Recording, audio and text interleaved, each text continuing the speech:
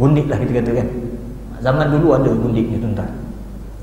Jadi tak ada masalah dia kata. Boleh beramai. Jadi dia kata kalau dah nafsu dia naik duk tengok orang putih duk pipi jalan apa semua sekali, kata boleh lah sekali-sekala. Kalau Islam ni payah dia kata, yang ahli sunnah ni kan. Nanti dah nak kena tanggung dia pula ni beranak apa semua susah dia kata. Baik main mutaah saja halal. Kemudian yang kedua dari segi solat. Dia kata kat mama ada solat. Kerana dalam Syiah solat sentiasa jamak. Iaitu Zuhur dengan Asar itu dikira satu waktu dalam ajaran Syiah. Habisnya waktu Zuhur adalah pada penghujungnya waktu Asar. Habisnya waktu Maghrib adalah penghujung waktu Asar. Jadi dia satu waktu. Sentiasa jamak. Awak musafir ke tak musafir, itulah waktu dia. Jadi dia kata senang.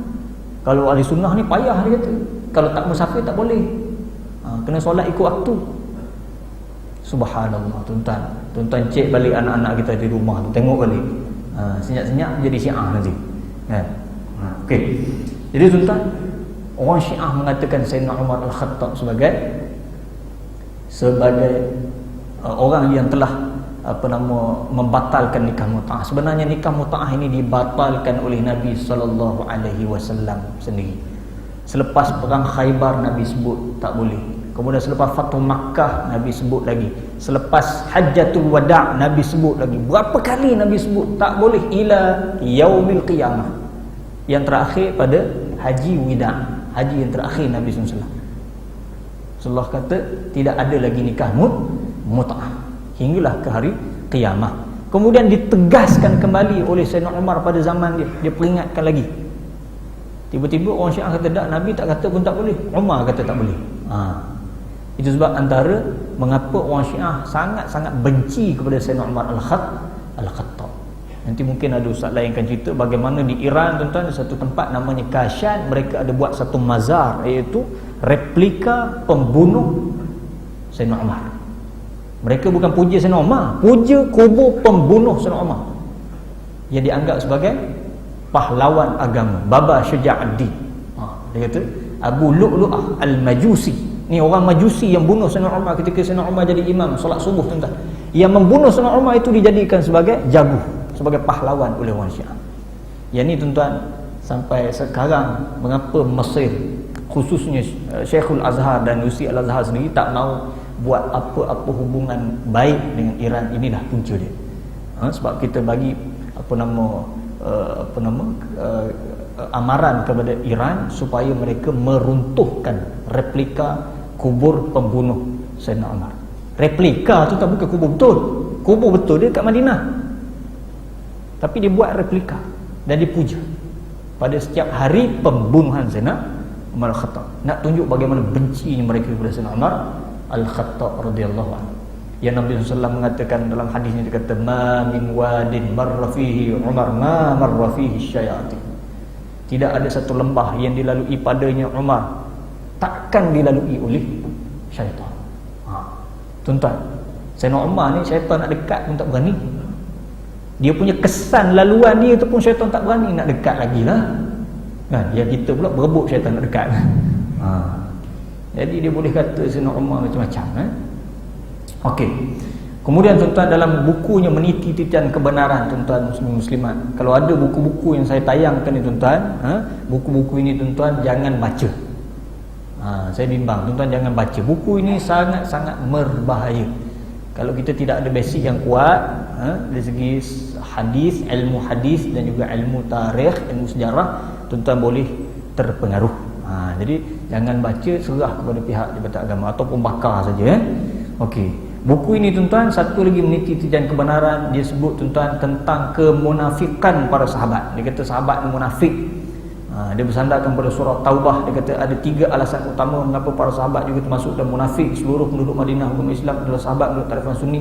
Kedua, tidak mungkin Allah menyindir golongan bukan Islam tinggal Madinah dan golongan disebut sebagai musyrikin, bukan tagilah dan sebagainya tuan-tuan. Saya nak sebutnya bagaimana orang Syiah menganggap di kalangan sahabat ada munafik, bahkan kalangan sahabat ada murtadin, ada orang yang telah murtad. Bahkan dalam apa yang diriwayatkan oleh Al-Kulaini mengatakan bahawa kanan nasu ahlan riddah ba'da wafatin Nabi sallallahu alaihi wasallam illa 3. Al-Miqdad bin Al-Aswad, Abu Dzar Al-Ghifari, wa Salman Al-Farisi.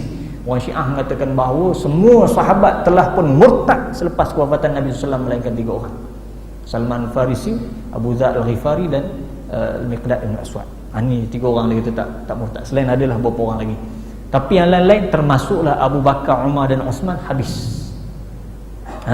Habis semua dianggap sebagai murtad. Okey tuan-tuan. Jadi berat sedangkan kita tahu kedudukan sahabat itu sangat tinggi dan disebut dengan dalil yang begitu banyak dalam Al-Quran dan Sunnah Nabi SAW. Kemudian tuan-tuan mengharuskan liwat isteri. Ini kes pada tahun 2011 tuan-tuan. 2011 seorang wanita berketurunan Sabah mohon fasakh di mahkamah kerana suaminya berfaham Syiah dan bertugas di Lumut, Perak mendesak dirinya untuk melakukan hubungan seks di luar tabi'i. Buat hubungan seks. Ini tuan-tuan 18 SA 18 SA ada budak-budak sini. Buat hubungan seks mengikut jalan belakang. Bukan ikut belakang, ikut jalan belakang. Iaitu menerusi dubur, liwat lah kita panggil. Bagi orang Syiah hukumnya harus. Ini ada dalam fatwa yang dikeluarkan oleh Al-Khumaini dalam kitabnya Tahrir Wasilah yang saya bawakan di sebelah kiri tuan-tuan ini. Ini fatwa Al-Khumaini yang mengatakan bahawa harus untuk kita mewati' atau menjima' isteri kita di duburnya.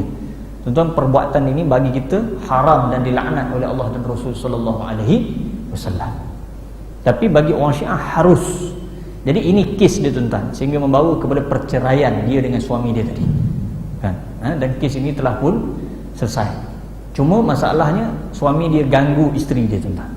Isteri dia minta cerai tadi bukan tak tahan sebab suami dia Syiah, memanglah itu satu isu lah. Tetapi isunya suami dia duk ajak main belakang selalu.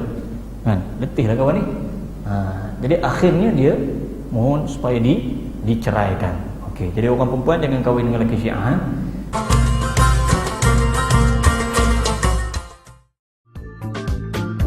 Brands should stand out from the crowd with individuality and clarity.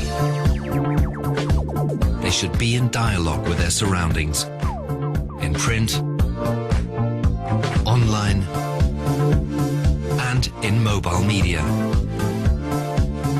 Brands should communicate holistically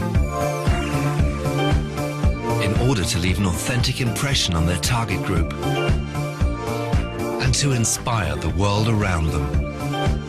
With responsibility and commitment, a creative corporate culture, credible messages, sustainable and innovative products, trustworthy services,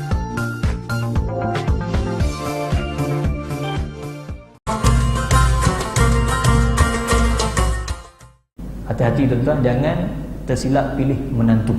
Okey? Kemudian pada hari Karbala tuan-tuan, mereka akan meraihkan sambutan hari Karbala pada setiap 10 Muharram. Pada hari ini tuan-tuan, orang Syiah dia tak takut. Dia telah mengemukakan surat kepada pengarah Jabatan Kebesaran Selangor, buat salinan kepada Perdana Menteri, Menteri Jabatan Perdana Menteri, Menteri Dalam Negeri, KDN, Menteri Penerangan, Komunikasi, Kebudayaan. Sebab dianggap ini sebagai satu bentuk kebudayaan. Jadi dia bagi kat Menteri Penerangan, Ketua Polis Negara, sepuh jaga keselamatan dia lah, Arkib Negara, pihak Suhakam, pihak United Nations Malaysia dan berbagai pihak lagi. Kandungan surat tersebut sebagai pemakluman pada pihak kerajaan berkenaan hasrat mereka untuk mengadakan majlis sambutan Asyura bagi memperingati kesyahidan Imam Hussein di Karbala. Tuan-tuan tengok, dia orang ni makin berani. Dia tak ada sorok-sorok dah sini tuan-tuan. Kalau dia buat, dia akan buat secara terang-terangan. Dia akan bagi surat dulu. Kan? Kepada pihak-pihak. Dan kami memang dapat lah. Kalau dia bagi kepada PM, memang kita akan dapat. Sebab PM kok mana pun dia akan minit pada pihak JAKIM juga. Kan? Jadi dia akan buat tuan-tuan ritual dia ni secara terbuka. Jadi ini yang tuan-tuan sangat membimbangkan kita. Hari Karbala ni disambut kononnya untuk memperingati kesyahidan Sayyidina Hussein. Jadi mereka nak kata mereka menyesal kerana mereka tak dapat nak menyelamatkan Sayyidina Hussein yang dibunuh oleh Ahli Sunnah wal Jamaah di Karbala, Iraq. Padahal tuan-tuan, mereka buat ini kerana mereka lah sendiri yang telah membunuh Sayyidina Hussein. Sebab dia yang sendiri bunuh, itu sebab dia buat. Kerana itu tuan-tuan lihat di setengah tempat Di tempat-tempat yang majoriti Syiah mereka akan buat sampai ke peringkat tatbir. Tatbir bermakna tuan-tuan lihat dalam gambar tu, iaitu sampai ke peringkat melukakan tubuh badan dengan alatan besi. Dan ini fatwa Syiah yang mengharuskan. Ada yang sampai mati, ada yang sampai koma, ada yang sampai cedera parah. Dibuat tuan-tuan dengan tujuan kononnya untuk menyesali kerana tak dapat nak membantu Sayyidina Husain, padahal tidak. Sebab mereka buat tu kerana perbuatan mereka sendiri yang telah membunuh Sayyidina Husain. Yang ni cerita dia panjang tuan-tuan, insya-Allah mungkin ustaz-ustaz lain nanti dia akan cerita apa sebenarnya di sebalik peristiwa Karbala. Kemudian mempertahankan nikah mut'ah seperti yang saya sebut tadi, ni kitab dia juga disebar tuan-tuan dalam internet. Dalam internet saya tak jumpa versi print ni tuan-tuan. Jadi dalam internet ada ni tuan-tuan, ibu budak-budak kita ni kadang kalau tuan-tuan tengok dalam forum-forum yang ada perdebatan Sunni Syiah dan juga Facebook dan sebagainya, mereka ni tak mengaji pun, tak faham apa benda pun Syiah. Jadi dia ada buku-buku yang bentuk e-book ni tuan-tuan, dia akan copy paste. Itu sebab saya kata pada orang Syiah, saya tak mau nak debat dengan mereka dalam internet. Kalau nak depan-depan, face to face. Sebab kalau dia jahil, kita nak ajar dia supaya dia faham. Tapi mesti ada kawalan lah. Kalau tak ada kawalan, dia akan jadi lain pula. Kemudian mempertikai kesahihan ahli sunnah wal jamaah, perempuan dan bercinta tuan-tuan. Ini juga buku yang tuan-tuan kena hati-hati. Kalau anak kita ada beli, jangan bagi dia baca, buang tong sampah sahaja. Kerana buku ini tuan-tuan menyerang ahli sunnah wal jamaah secara halus, mempromosikan Syiah. Sangat bahaya buku ini tuan-tuan. Buku ini telah pun kita panjangkan ke pihak KDN, tapi sampai ke hari ini nampaknya belum lagi diharamkan. Bahkan dia mempertikaikan institusi raja-raja kita. Sebab kita tahu institusi raja-raja ni dia menaungi jabatan agama, menaungi anutan agama kita. Jadi dia kata sebabkan inilah institusi raja-raja inilah menyebabkan kita orang Islam di Malaysia ni hanya kena pegang satu aliran saja. Dia kata kalau tak ada institusi raja-raja ni kan senang, dia akan terbuka. Orang dia nak anut apa pun dia punya pasal. Kemudian Syiah tuan-tuan, mereka sekarang ni memohon untuk menjadi sebagai satu mazhab yang sah. Ini surat tuan-tuan yang mereka hantar kepada kita, menerusi pihak UN. Dia ada hantar memorandum supaya ditarik balik fatwa kita terhadap Syiah, sama ada fatwa di peringkat kebangsaan ataupun fatwa di peringkat negeri-negeri, dengan membawa banyak hujah lah. Antara dia kata asal Malaysia ni adalah Syiah. Dia kata asal Malaysia ni negara Syiah. Kemudian dia kata di Malaysia sekarang ni sudah ada 200,000 hingga 300,000. Ni pun bohong tuan-tuan. Kalau 200-300,000 tuan-tuan dah ada satu kampung, dah lebih satu kampung, satu daerah dia kot. Jadi dia mendakwa bahawa ada 200 hingga 300,000 orang, dan pelbagai lagi lah dakwaan dia. Antaranya juga dia mengatakan bahawa sebenarnya Syiah lah ahli sunnah wal jamaah, pun dia sebut situ. Dia kata sebenarnya Syiah tu lah ahli sunnah, kita ni bukan ahli sunnah, dia kata kan. Dan dia senaraikan juga dalam memorandum tu beberapa orang dia kata yang menjadi pemecah belah antara Sunni dan Syiah ni. Termasuklah nama saya pun ada dalam tu. Dia kata pemecah belah. Saya pecah belah kan tuan-tuan kan. Kemudian dia kata mendakwa Syiah lah ahli sunnah. Yang saya sebut tadi tuan-tuan, ini dia punya memorandum dia. Untuk pengetahuan duli yang maha mulia, dia katakan, dan YAB Perdana Menteri, Syiah adalah golongan mazhab yang menjadikan Al-Quran dan As-Sunnah sebagai ikutan dan pegangan ajaran mazhab. Tuan-tuan bayang kalau sekiranya PM dan Agong dia tak refer pada Jakim, macam mana tuan-tuan? Dia tengok bagus Syiah ni rupanya. Jangan main tuan-tuan, bahaya. Sebab mereka direct terus surat ni kepada Agong. Tapi Agong ada penasihat agama. Penasihat agama pun alhamdulillah orang kita juga, dan dia telah sampaikan kepada kita, dan kita jawab balik kepada Agong dan juga Perdana Menteri. Tuan-tuan, mereka masuk kepada peringkat atasan negara kita, untuk menghasut pemimpin-pemimpin negara supaya menerima dan mengiktiraf mereka sebagai satu mazhab yang sah di negara kita ini. Okey. Dan Syiah pada hari ini tuan-tuan mendakwa mereka telah mendapat pengiktirafan dunia. Ini yang saya sebut tuan-tuan. Hari ini orang Syiah tuan-tuan, dia gunakan segala saluran, dia sebarkan risalah tuan-tuan. Ini contoh risalah yang dikeluarkan oleh tuan-tuan dengan tajaan pihak Isi Pai yang jual air minuman tuan-tuan, air mineral tu kan, Isi Pai tuan-tuan. Dia sebarkan risalah kononnya perpaduan dan kesatuan antara orang Islam dan antara ahli sunnah dan Syiah dalam isu Al-Quds ataupun isu Palestin. Itu satu lagi tuan-tuan, mereka sebarkan risalah Amman 2004 yang mereka kata bahawa dalam risalah ini mengiktiraf Syiah sebagai salah satu mazhab yang sah. Tuan-tuan, kalau kita pernah terdengar iklan yang dikeluarkan beberapa stesen radio, ataupun kita pernah terbaca risalah-risalah yang seumpama ini, ataupun mana-mana orang yang buat calling, kita dengar dia ulas dalam radio dan sebagainya mengatakan bahawa Syiah adalah sebahagian daripada mazhab Islam yang sah berdasarkan Amman Message.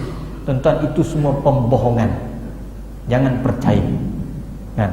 Kalaupun kita kata the Amman Message ini ada, yang dimaksudkan dalam Amman Message itu tuan-tuan adalah yang disebut sebagai mazhab Al-Ja'fariyah. Mazhab Al-Ja'fariyah ini tuan-tuan mazhab yang disandarkan kepada Al-Imam Ja'far As-Sadiq yang tidak ada kena-mengena dengan Syiah. Imam Ja'far As-Sadiq ini tuan-tuan adalah imam yang keenam menurut Syiah. Menurut Syiah itu adalah imam mereka, tapi Imam Ja'far As-Sadiq itu tak ada kena-mengena dengan Syiah. Seperti yang kita sebut tadi, 11 orang imam bermula daripada Sayyidina Ali sampailah yang ke-11 iaitu Imam Al-Hasanul Askari, yang ke-12 belum keluar lagi, itu Imam Mahdi tuan-tuan. 11 orang tu tuan-tuan, itu semuanya adalah imam-imam kita Ahlus Sunnah wal Jamaah, tidak ada kena-mengena dengan Syiah. Cuma mereka itu semua berketurunan Rasulullah sallallahu alaihi wasallam.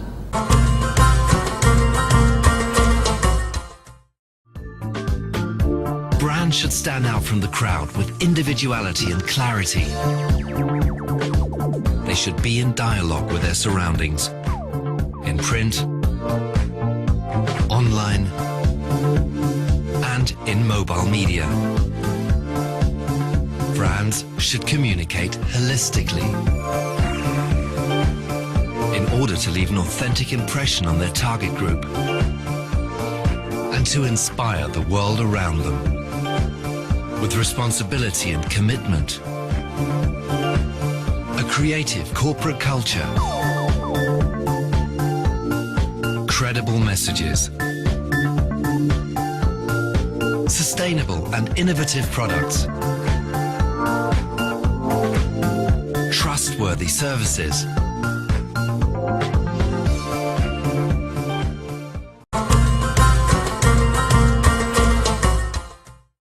daripada Sayyidina Ali, kemudian Sayyidina Hasan, kemudian Sayyidina Husain, kemudian tuan-tuan yang selebihnya itu semuanya datang daripada keturunan sebelah Sayyidina Husain radhiyallahu anhum ajma'in, yang tidak ada kena-mengena dengan Syiah.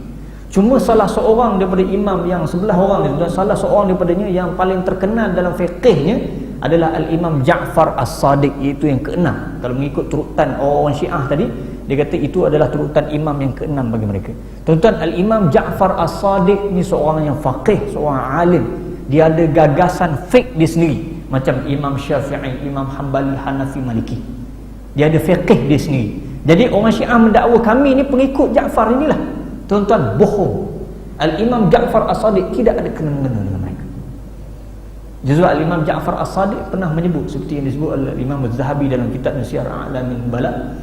Dia kata, man za'ama anni imamun ma'sumun muftaradut ta'ah fa ana bari'un minhu, wa man za'ama anni abra'u min Abi Bakr wa Umar fa ana abra'u minhu. Dia kata, sesiapa yang mendakwa aku ini merupakan imam yang maksum, seperti orang Syiah dakwa. Orang Syiah kata imam-imam itu semuanya maksum. Kata Al-Imam Ja'far Sadiq, siapa yang mendakwa aku ini maksum, aku ini wajib ditaati, maka aku berlepas diri daripada dia. Sesiapa yang mengatakan aku berlepas diri, yakni tidak mengiktiraf kekhalifahan Sayyidina Abu Bakar dan Umar, maka aku berlepas diri daripada dia. Al-Imam Ja'far As-Sadiq tidak ada kena-mengena, tuan-tuan. Al-Imam Muhammad Al-Baqir, iaitu bapa kepada Imam Ja'far As-Sadiq, pun tidak ada kena-mengena. Di zaman mereka itu, mereka dah dengar dah orang Syiah duk agung, duk dewakan mereka, kata imam, mereka ni imam kami, mereka ni patut jadi khalifah. Mereka dah dengar dah, dan mereka menasihatkan, jangan dengar apa yang didakwa oleh orang-orang Syiah itu.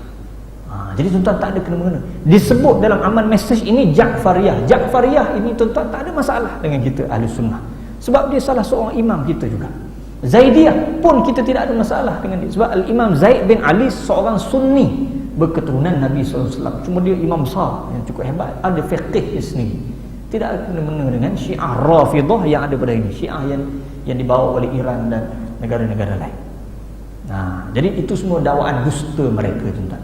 Itu sebab dalam introduction yang diberikan oleh Syekhul Azhar sebagai wakil ahli sunnah dalam aman mesej, tuan-tuan, dia dah sebut dah, kita terima sesiapa pun menjadi Islam selagi mana dia menerima perintah Allah dan juga perintah Rasul, dan selagi mana dia itu berpegang kepada al-ma'lum minad din bil darurah, iaitu perkara-perkara yang sedia maklum dalam agama seperti solat, puasa, zakat dan sebagainya, dan selagi mana dia itu mengihtiram, yakni menghormati para sahabat Rasulullah sallallahu alaihi wasallam. Dia sebut, tuan-tuan, Syekhul Azhar yang telah meninggal dunia, iaitu Syekh Muhammad Said Tantawi. Dan saya kursus 3 bulan, tuan-tuan, di Azhar, khusus kefatwaan. Alhamdulillah kami talaki sendiri dengan dia. Saya tanya kepada dia, apakah dia nasihat yang dia boleh bagi kepada kami semua kami balik Malaysia, tuan-tuan. Dia sebut banyak kali, iaitu berkenaan dengan hati-hatilah dengan Syiah. Hati-hatilah dengan Syiah.